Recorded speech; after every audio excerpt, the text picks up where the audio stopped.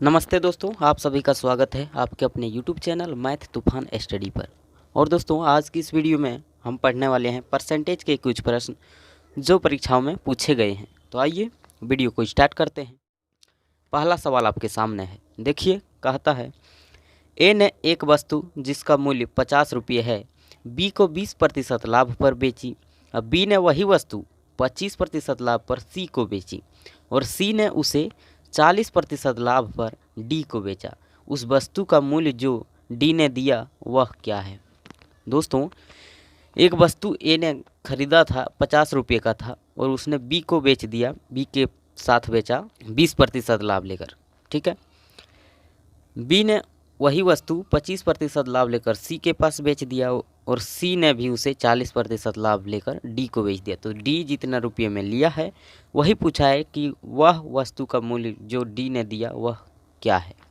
तो आइए देखिए, ए के पास था वस्तु, ए ने बेच दिया बी को। ठीक है, कितना? 20% लाभ लेकर। ठीक है, 20% लाभ लेकर। और बी ने फिर बेच दिया सी को, कितना? 25% लाभ लेकर। ठीक है, और सी ने फिर बेच दिया डी के पास बेच दिया 40% लाभ लेकर। तो ये डी ने जितना में खरीदा वो बताना है, सवाल का कहना ये है। तो दोस्तों, ए के पास जो था वो 50 रुपये का वस्तु था, लेकिन बेच दिया बी के पास कितना? 20% लाभ पर। 20% का लाभ मतलब 100 में जोड़ कर लिखना है। 100 में जोड़िए 20, 120 हो गया। और प्रतिशत का मतलब होता है दोस्तों बटा में 100। ठीक है, आइए अब बी ने सी को बेचा 25% लाभ पर। लाभ 100 में जोड़िए 125, 25% लाभ तो 100 में जोड़िए 125 और प्रतिशत का मतलब होता है बटा में 100, वही लिखना है। आइए अब फिर सी ने डी को बेचा 40% लाभ पर। तो 40% लाभ, लाभ है तो 100 में जोड़कर 140, 100 में जोड़ेंगे 40, 140 और प्रतिशत का मतलब बटा में 100 होता है। यहाँ तक बात क्लियर है? हानि का था तो 100 में घटा कर लिखते, लाभ है इसलिए 100 में जोड़कर। तो आइए इसको सोल्व कर लेंगे और हमारा आंसर निकल जाएगा।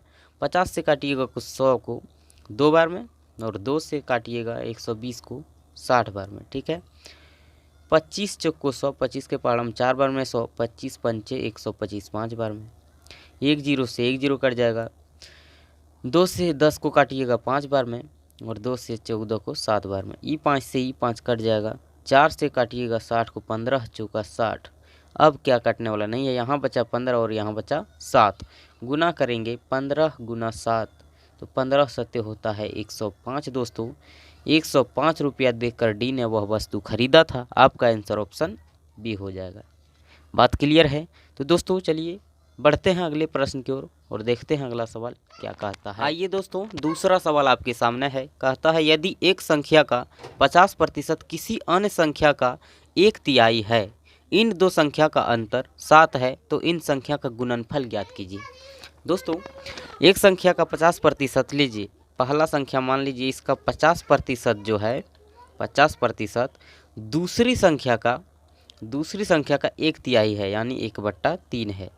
एक संख्या का 50% दूसरी संख्या का 1/3 है। ठीक है, इसका 50% ये, दूसरी का 1/3 है, इसलिए बराबर है दोनों।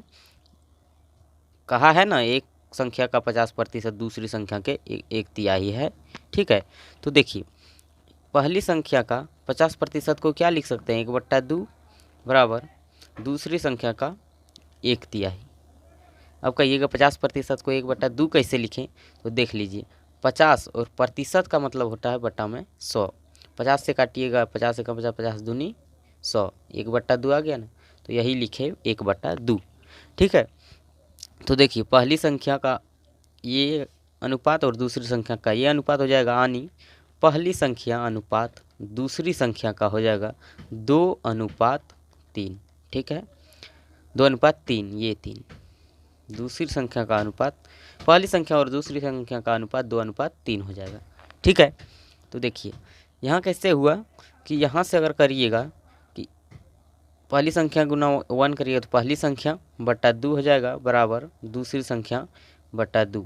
तो ऐसे बराबर में रहता है दोस्तों दूसरी संख्या बटा 3। देखिए दूसरी संख्या से 1 में गुना करिएगा, दूसरी संख्या रह गया बटा 3।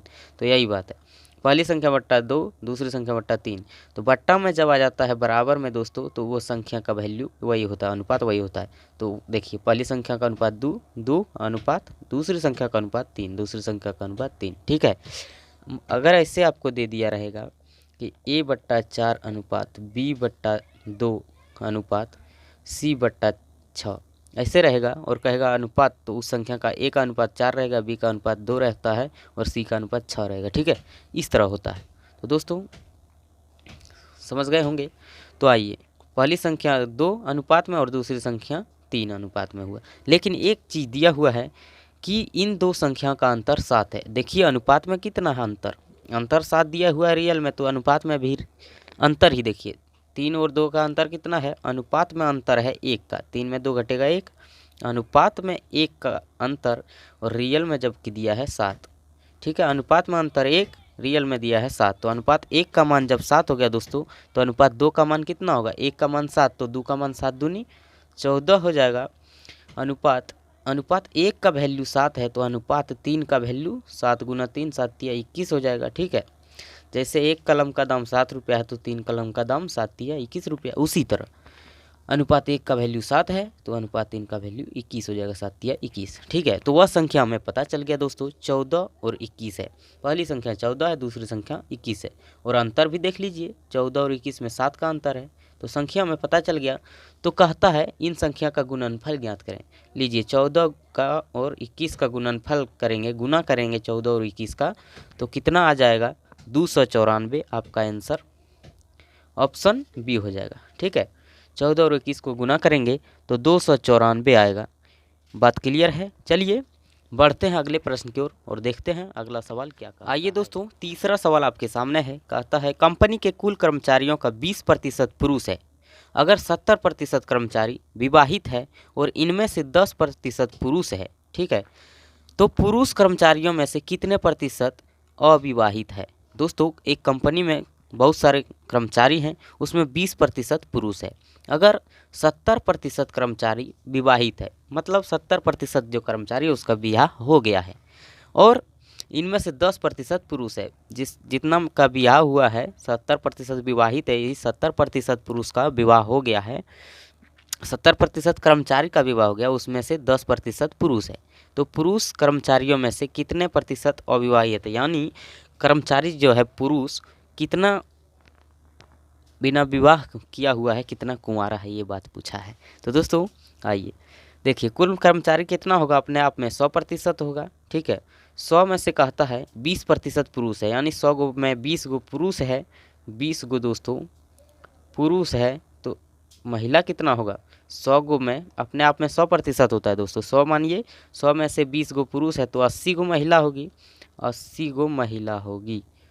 ठीक है, तो देखिए उसके बाद कहता अगर 70% कर्मचारी विवाहित है, कर्मचारी 100 है, इसमें से 70% विवाहित है, यानी 100 का 70% 70 ही होगा। ठीक है, 70 गो विवाहित है, और कहता है इसमें से 10 गो पुरुष है, 10%, 70 का 10%, 70 का 10% दोस्तों निकाल लीजिए ना, 10% मतलब बटा में 100, 1 जीरो से 1 जीरो कटेगा, ये 1 जीरो से 1 जीरो कटेगा, क्या बचा 7। तो 70 का जो दोस्तों 10% 7 होता है, इतना पुरुष विवाहित है। ठीक है, 10% पुरुष विवाहित है, 70% कर्मचारी विवाहित है, और इसमें से 10% पुरुष है। तो लीजिए 70% कर्मचारी विवाहित है, ये 70 गो विवाहित है,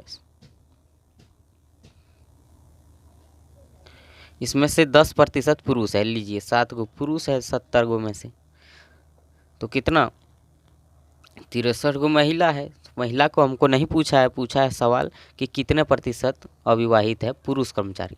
तो देखिए विवाहित 7 गो है, जबकि पुरुष है 20 गो, 7 गो विवाहित है, तो अविवाहित का प्रतिशत पूछा है, तो अविवाहित कितना है, कितना का ब्याह नहीं हुआ है, 7 गो का ब्याह हो गया है, 20 गो पुरुष था टोटल, और 7 गो का ब्याह हो गया है, तो कितना कुंवारा है, कुंवारा तो होगा 13, 13 7 20। तो लीजिए अविवाहित ही पूछा है, कुंवारा का ही पूछा, कुंवारा का ही प्रतिशत निकालेंगे, अविवाहित जिसका ब्याह नहीं हुआ है। लीजिए 20 गो पुरुष था, इसमें से 7 गो का विवाह हो गया है, तो कितना 13 का विवाह नहीं हुआ है, नहीं हुआ का पूछा है, अविवाहित का पूछा, अविवाहित है 13 ठो, कितना में टोटल 20 गो पुरुष था। लीजिए और प्रतिशत में लाना है तो 100% से गुना करेंगे, 20 से काटिएगा 100 को, 20 पंचे 100, 5%, 5 गुना 13 करेंगे, 13 पचे 65% दोस्तों अविवाहित पुरुष है। ठीक है, आपका आंसर ऑप्शन ए हो जाएगा। बात समझ गए हैं। चलिए बढ़ते हैं अगले प्रश्न की ओर और देखते हैं अगला सवाल क्या। आइए दोस्तों, चौथा सवाल आपके सामने है।